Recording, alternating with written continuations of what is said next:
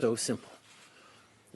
Just like if you work in the oil and gas sector or the tourism and seafood industries, you're looking at the uncertainty in the global economy and probably wondering not only how long this is going to last, but how long your savings are going to last.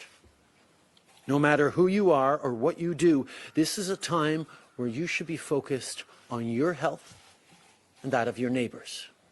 Not whether you're going to lose your job.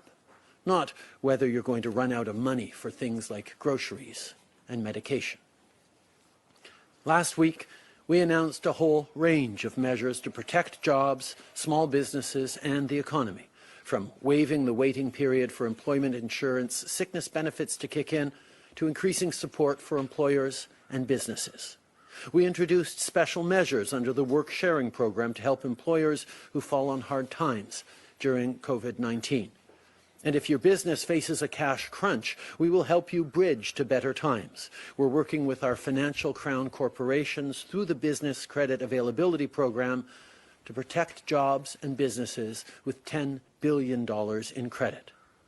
Mais comme on l'a dit la semaine dernière, ce n'est qu'une première étape. Lorsqu'on a annoncé ces mesures, on a dit qu'on allait faire plus. Et c'est ce qui m'amène ici ce matin. In these extraordinary times, our government is taking extraordinary measures. The measures we're announcing today will provide up to $27 billion in direct support to Canadian workers and businesses, plus $55 billion to meet liquidity needs of Canadian businesses and households through tax deferrals to help stabilize the economy. Combined, this $82 billion in support represents more than 3% of Canada's GDP. Let's start with people who don't qualify for employment insurance and don't have access to paid sick leave. Our government will introduce the Emergency Care Benefit, which will provide money every 2 weeks to workers who have to stay home. People will receive this benefit for 14 weeks for an amount comparable to what would be paid through EI. This applies to people who fall ill, people who've been placed in quarantine or have to self-isolate. It also applies to those who have to take care of a family member with COVID-19, but, as I said, fail to qualify for EI. If you lose your job and you do not qualify for EI, we will be introducing a COVID-19 emergency support benefit to help you. This will apply also to people who are self-employed and have to close shop because of the virus. Je veux commencer par ce qu'on va faire pour les gens qui ne sont pas admissibles à l'assurance emploi. Notre gouvernement va instaurer l'allocation de soins d'urgence qui donnera de l'argent aux travailleurs qui doivent rester chez eux à cause de la COVID-19 toutes les 2 semaines. Les gens recevront cette prestation pour 14 semaines et le montant sera comparable à celui de l'assurance emploi. Cette mesure vise ceux qui tombent malades, ceux qui sont placés en quarantaine et ceux qui doivent s'isoler volontairement. Elle s'applique aussi aux gens qui doivent s'occuper d'un membre de leur famille ayant la COVID-19, mais, comme je l'ai dit, ne sont pas admissibles à l'assurance emploi. Si vous perdez votre emploi et vous n'êtes pas admissible à l'assurance emploi, on va mettre en place l'allocation de soutien d'urgence pour vous aider. Cette mesure s'appliquera aussi aux travailleurs autonomes qui doivent arrêter leurs activités à cause du virus. As part of this economic plan, our government will take additional steps to protect jobs. We will provide employers of small businesses with a temporary wage subsidy equal to 10% of salary paid to employees for a period of 3 months. This will encourage employers to keep staff on the payroll during these uncertain times.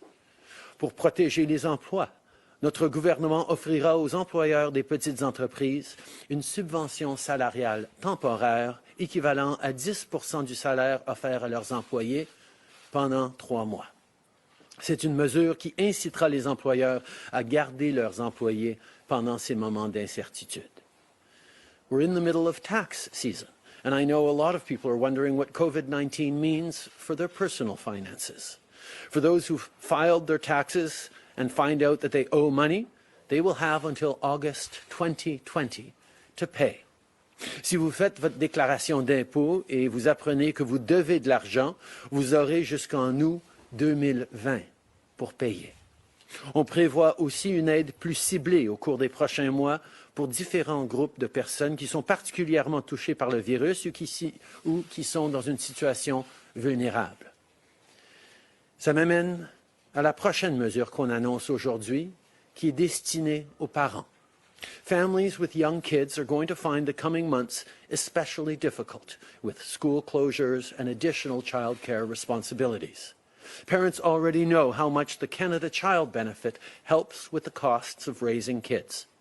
To take some of that pressure off, our government will temporarily boost the CCB in the coming months. Pour aider les parents à traverser cette période difficile, notre gouvernement bonifiera temporairement l'allocation canadienne pour enfants au cours des prochains mois.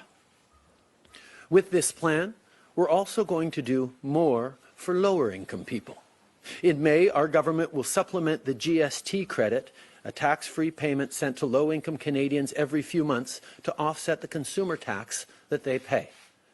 Every adult who qualifies will receive up to $300 with $150 for every child. Pour aider les gens dont le revenu est faible ou modeste, notre gouvernement augmentera le crédit pour la taxe sur les produits et services. En mai, les adultes qui sont admissibles recevront jusqu'à $300 et jusqu'à $150 par enfant. While all Canadians are feeling the impacts of COVID-19, some groups are particularly vulnerable.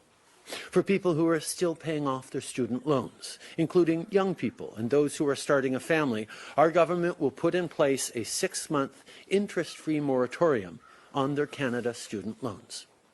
For people experiencing homelessness, we are doubling the Reaching Home program, which provides funding to communities to help them address their local needs. For anyone fleeing domestic or gender-based violence, we will boost funding for shelters that provide sanctuary when self-isolating at home is simply not an option.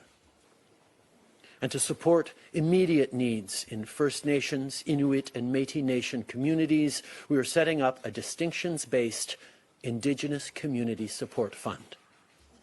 This list is by no means exhaustive. But these are some of the things our government is doing to make sure that no matter where you live, what you do, or who you are, you will get the support you need during this time. In Canada, public health should never hinge on financial considerations. Aujourd'hui, on annonce un plan pour aider les gens. On se concentre sur les besoins les plus pressants, mais comme je le dis depuis le début, notre réponse évoluera au fur et à mesure que la situation évoluera. Peu importe ce que l'avenir nous réserve, les Canadiens peuvent compter sur nous. Notre travail, c'est de vous appuyer. C'est de vous donner un coup de pouce lorsque vous en avez le plus besoin. Et c'est ce qu'on fait avec les mesures qu'on a annoncées jusqu'à date, et c'est ce qu'on va continuer à faire. Now, I want to turn to additional measures for businesses as part of this economic plan. To help businesses navigate these uncertain economic times, Export Development Canada will provide support to Canadian companies affected by the global situation. For farmers and our primary food producers, we will boost Farm Credit Canada. And we know some sectors of our economy are more vulnerable to COVID-19 than others. That's why in the coming days, we'll be looking at ways in which we can support them all, including through instruments like the Canada Account. L'annonce d'aujourd'hui donne suite aux mesures que nous avons déjà prises pour protéger les Canadiens, leur santé et notre économie. Le ministre Morneau a également obtenu auprès des banques canadiennes un engagement à apporter un soutien aux entreprises et aux gens touchés par la COVID-19. Je sais qu'il maintient un contact régulier dans ce dossier, ainsi qu'avec les dirigeants d'entreprises, les représentants syndicaux et ses homologues internationaux. Our team is paying close attention to the economic impacts of decisions we make across the board to slow the spread of this virus. On Monday, I announced that Canada was closing its air borders to people who are not Canadian citizens or permanent residents, with some exceptions. We also announced a range of other measures on travel. But travel restrictions will not apply to commerce or trade. We are working continuously to ensure the supply of important goods to Canada. Today, we've announced $27 billion in direct support to Canadian workers and businesses, plus $55 billion to meet liquidity needs of Canadian businesses and households to help stabilize the economy through tax deferrals. Economic measures will ensure that our economy rebounds after this. And while we are taking a significant step today to help families get through these challenging times, our government is prepared to do more. But whether we're talking about economic, travel, or health measures, collaboration and coordination remains essential. Our team is in constant communication with our colleagues in the provinces and territories, as well as Indigenous leaders and communities, to ensure that we have a coordinated, Canada-wide approach so we face this and recover from this together. We're also working with our international counterparts. Over the last number of days, I've spoken with leaders from around the world, including with fellow G7 leaders. Working together is how we'll get through this, as families, as a community, as a country. Like many of you, over the past few days, I've seen stories of people doing just that, of people donating money to food banks to help those in need, of friends setting up online groups to chat, of retired nurses and doctors stepping up to help, of young people giving a hand to elderly neighbours by dropping off some extra groceries at their door. I have to tell you, it gives me a lot of hope.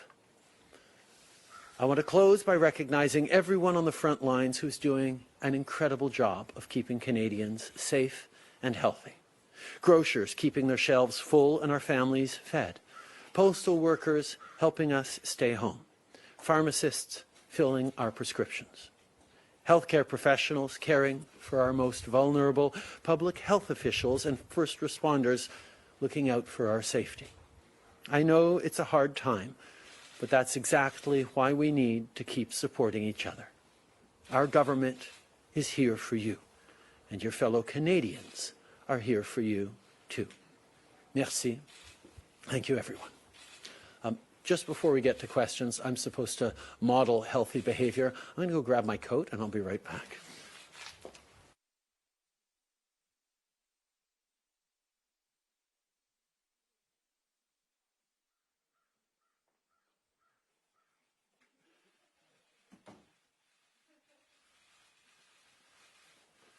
It's nice and sunny, but a little brisk.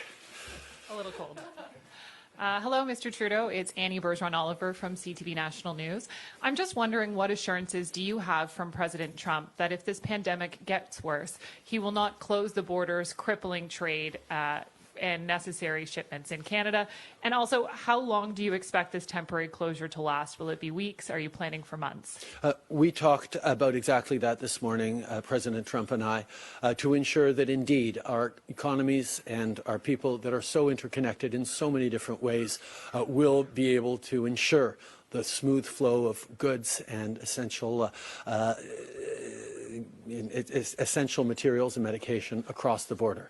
That is something that we remain committed to. We will work in close collaboration on an ongoing basis to make sure that that continues. And these measures will last in place as long as we feel that they need to last. We will, again, closely coordinate on that as well. M. Trudeau, sur la frontière avec les États-Unis, comment on s'assure concrètement que ceux qui peuvent encore traverser la frontière ne viennent pas infecter des gens ici et qu'on crée des foyers de contamination? Comment on s'assure aussi que cette frontière-là reste ouverte pour les marchandises et les biens essentiels? Si vous faites le plus concret possible, et aussi dans combien de temps on en a? Effectivement, on est en train de travailler de façon très attentive avec les États-Unis pour mettre en place les règles précises qui vont garder les Canadiens et les Américains en sécurité. On comprend à quel point c'est important que cette frontière reste ouverte parce qu'on parle de 2 milliards de dollars de marchandises par jour qui traversent cette frontière. C'est essentiel pour pas juste la santé de notre économie, mais la santé de nos citoyens que ça continue. Mais nous allons regarder pour s'assurer que ces mesures protègent les Canadiens tout en permettant d'avoir les denrées et les produits nécessaires. Par rapport à la durée, on va continuer de regarder autant que ce sera nécessaire, tout en coordonnant entre nos deux pays sur les mesures nécessaires. Olivia Stepanovich, CBC News. Prime Minister, with all these economic measures being announced, is it inevitable that we're heading into a recession?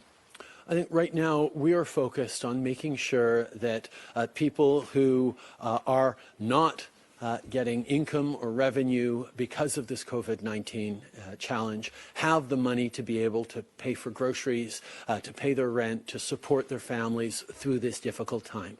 We recognize that many businesses are closed, many workplaces have significant slowdowns, if not stoppages, and that is going to have an economic impact. But we also know that the fundamentals of the Canadian economy are strong. And in a number of weeks or a number of months or however long it takes, once we get rolling again, the capacity of the federal government to invest in the economy, to support businesses and individuals, will ensure that we bounce back strongly. We have the fiscal room to do this because of prudent decision-making over the past 5 years.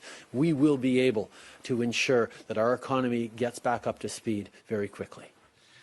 Guillaume Saint-Pierre, Journal de Montréal. Bonjour, M. Trudeau. Vous annoncez aujourd'hui des milliards de dollars pour les Canadiens. Quand est-ce que, c'est probablement plus facile à annoncer qu'à faire, quand est-ce que les Canadiens qui en ont besoin vont recevoir cet argent-là, vont avoir la couleur?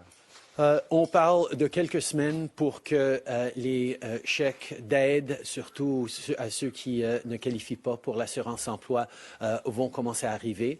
Il y a des mesures législatives, donc on est en train de travailler avec les autres partis qui offrent toute leur collaboration pour pouvoir passer des mesures à la Chambre des communes pour faire suivre cet argent. Mais le travail se fait dès maintenant, même avant le retour de la Chambre, pour qu'on puisse justement acheminer cet argent le plus rapidement possible quand les gens en ont besoin. Maura Forrest, Politico. Prime Minister, yesterday you talked about the possibility of invoking the Emergencies Act. Today you're saying that the Canada-US border will be closed to non-essential travel. How close are you at this point to imposing restrictions across Canada? And specifically, are you considering limiting travel within Canada as well? I have said time and time again that we are looking at all options. We're not taking any options off the table. Every day we've been announcing new measures that we've been able to move forward on, and we will continue to look at measures as they become necessary and the tools that exist to make those measures necessary. I will highlight, of course, that the Emergency Measures Act is a significant step, not one that we feel we need today, but not one that we are closing the door to in the future if necessary. Okay. Nous annonçons aujourd'hui des mesures et à tous les jours, nous annonçons des mesures additionnelles. À présent, nous avons toutes les autorités nécessaires pour annoncer les mesures qui sont recommandées, qu'on est en train de mettre en place. On n'écarte rien comme possibilité d'outils qu'on pourrait utiliser. Je souligne que la loi sur les mesures d'urgence, c'est une étape extrêmement importante, extrêmement sérieuse. Et tant qu'on n'en a pas de besoin, on n'a pas l'intention de le faire. Mais on garde ouvert la possibilité qu'à un moment donné, ce serait peut-être nécessaire. Mais d'ici là, on utilise tous les outils qu'on a pour garder les Canadiens en sécurité. Marco Vigliati, iPolitics. Mr. Prime Minister, you rolled out or talked about a lot of economic and stimulus measures that you're planning to put in force. What kind of reassurances can you give to Canadians at this time that the government has the infrastructure in place and the people in place, considering the directive to work from home, that this money will roll out in a timely and efficient manner? There are many families across this country who are looking at their sources of income dry up because of COVID-19. Many of them qualify for EI. Many workers qualify for EI, and we're making sure that with the elimination of the one-week waiting period, that money will be able to flow significantly and quickly to them. Many families do not qualify for EI. Many workers do not qualify for EI, and therefore we're putting in place exceptional measures that will flow money to them every 2 weeks. Our capacity to do this is something that we have spent a lot of time over the past days ensuring, because we know that that could make the difference not just between one family facing tougher times or not, but it could make a difference on the health of all Canadians. People need to be able to self-isolate, need to be able to stay home, need to be able to care for their families when their ordinary sources of revenue dry up. That is why we're putting forward $27 million in direct supports to Canadians and businesses. That is why we are moving forward on freeing up $55 billion that will stay in the economy because of delayed tax payments to make sure that people can cover the things they need to in the coming days, along with all our extra measures for shelters, for Indigenous communities, through the Canada Child Benefit and others that will ensure that Canadians have the confidence that they will be okay through this difficult time, because we are all in this together and we are there for you. On va maintenant passer aux journalistes qui sont sur la ligne. Modérateur, c'est à vous. Thank you. Merci. The first question is from Lina Dib de la presse canadienne. À vous la parole. Please go ahead. Oui, bonjour Monsieur Trudeau. La Colombie-Britannique réclame depuis la semaine dernière qu'on ferme cette frontière. Entre autres, vous avez vu les nombres dans l'État de Washington. Vous avez vu les nombres en Colombie-Britannique qui ont explosé hier. Pourquoi vous n'avez pas fait la fermeture plus tôt? Et est-ce que vous croyez que vous l'avez peut-être fait un petit peu trop tard, entre autres pour la Colombie-Britannique? Nous avons pris des grandes mesures lundi pour fermer nos frontières aux voyageurs de l'international et on a pris 2 jours pour coordonner avec les Américains pour s'assurer qu'on le fasse de la bonne façon et de concert l'un avec l'autre. La vice-première ministre Freeland a appelé hier au vice-président Pence pour justement entamer les discussions dans une phase finale et on a pu faire cette annonce aujourd'hui et on sait que ça va aider énormément de gens à travers le pays. Okay. We recognize that we took some significant steps over the past few days. We closed the borders to overseas travel on Monday, and today, 2 days later, we announce that we are restricting non-essential travel between Canada and the United States. This is something that we've been coordinating with the United States on over the past days. Yesterday, the Deputy Prime Minister Freeland reached out to Vice President Pence to really advance these negotiations, and we're able to announce it in a coordinated fashion on both sides of the border this morning. This is something that we need to move forward on to protect Canadians. Parfait, on va passer à la prochaine question, modérateur. Thank you. Merci. The next question is from Bill Curry from the Globe and Mail. Please go ahead. À vous la parole. Hi, Prime Minister. We're seeing in the United States some lawmakers are discussing the possibility of sending direct checks to all Americans as a way of you sacrifice targeting those most in need, but the benefit is it gets there faster. And so you've gone with some existing programs that might involve people kind of dealing with the government and applying for these programs that could sacrifice speed. So can you talk about your thought process in going with this route as opposed to something like direct checks that might be simpler? I know the finance minister is about to give a press conference in which he will answer many of these questions, but I can say that we are confident that getting these measures out, particularly around EI and folks who don't qualify for EI within the next few weeks to compensate for lost income is going to make a significant difference to people who had an income but have seen it dry up over these days because of COVID-19. Many people on pensions or benefits or supports of various types will of course still receive those supports. We really wanted to target those people who would lose their income specifically. We've also put on the table significant support for businesses and employers to be able to support their workers, to be able to support their fellow Canadians. These are the kinds of things that we're moving with both quickly and in a targeted fashion, because that's what Canadians expect. Merci beaucoup. Modérateur, on va passer à la prochaine question. Merci. Thank you. The next question is from Mélanie Marquis from La Presse. À vous la parole. Please go ahead. Bonjour, M. Trudeau. Par rapport à la frontière, pouvez-vous préciser à partir de quand la frontière va être fermée aux déplacements non essentiels et concrètement, comment est-ce qu'on va contrôler l'interdiction d'accès au territoire? Est-ce que, par exemple, on pourrait embaucher d'autres douaniers? Est-ce qu'on pourrait aussi avoir recours à l'armée? Puis juste par rapport à la frontière aussi, sur le chemin Roxham, il y a des gens qui traversent là et qui ne sont pas nécessairement mis en isolement. Qu'est-ce que vous allez faire pour régler ça? D'abord, on est en train de travailler avec les États-Unis pour que ces mesures entrent en vigueur très rapidement.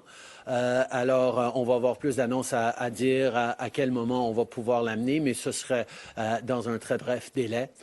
Je peux aussi souligner que nous avons les mesures pour s'assurer que les voyageurs non essentiels ne puissent pas traverser la frontière. Les ressources de l'Agence canadienne frontalière est en masse adéquate pour pouvoir répondre à ce défi, surtout puisque beaucoup de gens vont choisir de rester chez eux. Ils vont même pas essayer de traverser la frontière si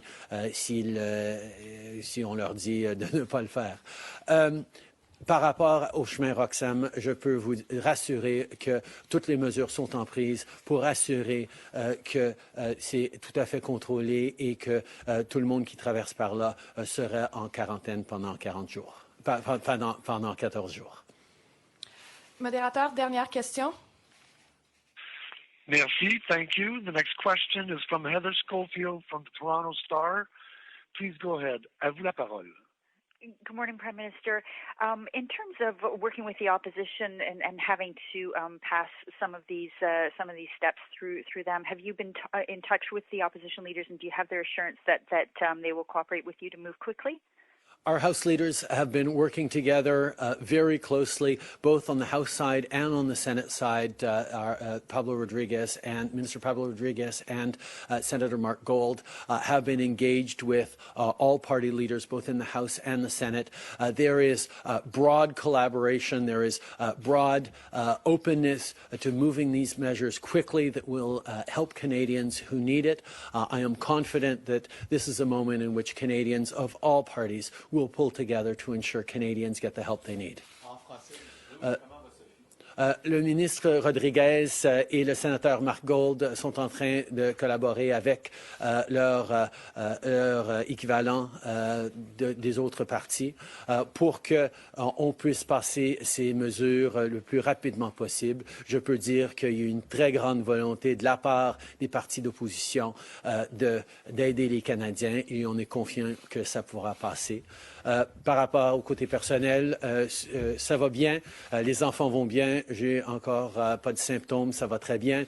Sophie est agrippée, elle a un maux de tête et une petite fièvre qui vient et qui part, mais elle se porte très bien et vous remercie énormément de vos belles pensées. Merci tout le monde, bonne journée. Je vais faire la conférence de presse. Merci tout le monde.